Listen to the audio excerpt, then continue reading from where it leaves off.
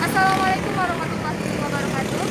Nama saya Arta Nurwandari, mahasiswa Universitas Islam Negeri Sumatera Utara, Prodi Sejarah Peradaban Islam semester 6. Saat ini saya sedang berada di kawasan Medan Labuhan, tepatnya di Masjid Al-Osmani. Tempat yang saya jadikan PKL mengenai makam-makam kuno yang ada di Masjid Al-Osmani. Tentunya Masjid Al-Osmani ini merupakan peninggalan dari Kesultanan Delhi. Ayo kita lihat bagaimana kondisi makam-makam teguh ataupun para raja Delhi yang ada di sini. Masjid ini merupakan peninggalan situs Islam Kesultanan Delhi. Menurut pendataan BKN Masjid Al-Osmani, terdapat kurang lebih sekitar 213 makam yang berada di kawasan masjid ini. Orang-orang yang dimakamkan di kawasan Masjid Al-Osmani ini bukanlah orang sembarangan. Tentunya keturunan dari Kesultanan Delhi tersebut. Salah satunya seperti Haji Tengku Taufiddin. Nah, makam yang sedang berada di belakang saya ini merupakan makam dari permaisuri yang konon katanya permaisuri ini berasal dari Kesultanan Malaysia. Jadi beginilah kondisi terkini mengenai makam permaisuri tersebut. Tidak adanya batu nisan dan hanya sebatas semen dan tengah-tengahnya itu lubang seperti terisi oleh tanah yang tidak penuh. Langsung saja, berikutnya kita ke makam temenggu dari Kesultanan Delhi dulu. Ayo. Tengku Haji Raja Musa bin Tengku Arifullah merupakan temenggung pertama negeri Delhi. Pada awalnya, makam ini terletak di makam kampung Labuhan Delhi yang kemudian dipindahkan ke perkarangan Masjid Raya Labuhan Delhi pada tahun 1988.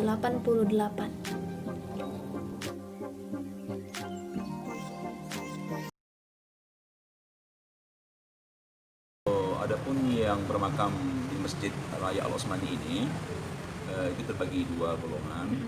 Ada namanya golongan yang pertama itulah yang keturunan sultan, yang kedua masyarakat umum biasa. Nah, dari letak posisi kita dapat mengetahui di mana kedua golongan ini. Nah, biasanya kalau di posisi di depan dan kanan kiri itu kebanyakan golongan yang saya katakan tadi pertama keturunan Kesultanan Delhi. Nah, salah satu di antaranya yang di depan itu ada sultan yang mulai dari 4, 5, 6, 7 dan 8 ya. Kemudian juga diiringi dengan keluarga-keluarga Kesultanan Delhi lainnya. Nah, penting untuk di posisi yang di depan itu keturunan Kesultanan Delhi. Nah, yang kemudian golongan yang berikutnya golongan masyarakat umum biasa, bahwa masjid ini juga menerima masyarakat sekitar masjid jika ada yang kemalangan untuk dapat berkubur di masjid, namun dengan ketentuan mendapat izin dari Kesultanan Delhi. Nah, bila dapat izin, maka masyarakat yang berkubur di masjid ini akan kita posisikan di agak belakang, kanan dan kiri masjid. Nah, itulah bagian-bagian yang dapat kita kelompokkan kedua golongan itu, seperti itu. Kalau kita lihat sejarah cukup lama. Mengapa saya katakan lama? Karena sultan yang kita katakanlah Gandhar Wahid, kemudian Amaluddin Sani pada tahun 16-an, 1600-an mereka sudah berkubur di sekitar masjid ini. Walaupun pada saat itu masjid ini belum terbangun dengan rapi, namun posisi sekitar sini sudah ditangani oleh perkuburan. Nah, dan kita ketahui bahwa masjid ini dibangun awalnya pada tahun 1854. Di bawah itu sudah ada kesultanan dan mengisi perkuburan itu. Nah, ini artinya jauh sebelum berdiri masjid ini perkuburan sudah ada. Nah, namun itulah yang menjadi perhatian kita terhadap perkuburan ini, sehingga perkuburan ini kalau kita tinjau dari segi usianya ya cukup bernilai sejarah lah.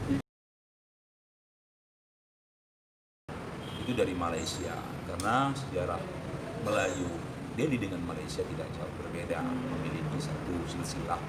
Nah, pada saat itu permaisuri Malaysia ini berkunjung ke Kesultanan Delhi, yang saya katakan di sini istananya.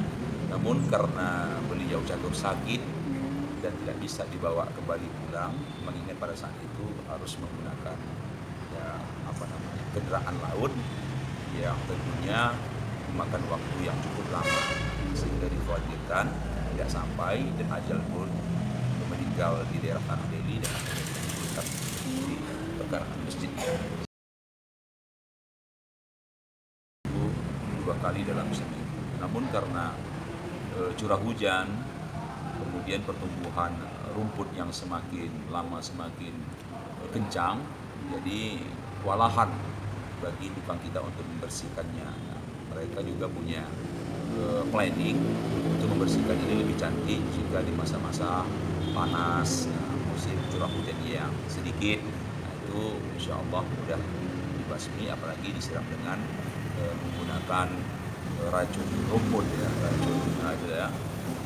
Ini salah satu trik petugas kita. Kuburan-kuburan ini diziarahin masyarakat umum dan apalagi keluarga Kesultanan Delhi. Kapan mereka menziarahi? Itu biasanya kalau Kesultanan Delhi menjelang Ramadan dan mau menjelang hari raya. Kemudian masyarakat begitu juga, mau menjelang Ramadan ramai ini berziarah. Nah, kemudian kalau masyarakat yang paham agama tidak hanya menunggu di saat mau menjelang Ramadan, ya setiap hari-hari yang disunahkan mereka juga berziarah seperti itu. Jadi beginilah kondisi terkini mengenai makam-makam kuno yang berada di kawasan Masjid Al-Osmani.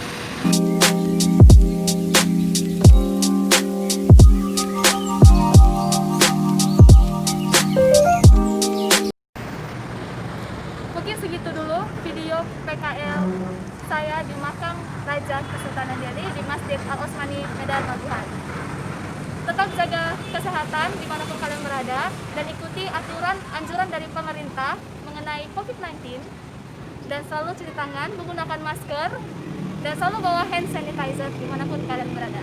Saya akhiri dengan wassalamualaikum warahmatullahi wabarakatuh.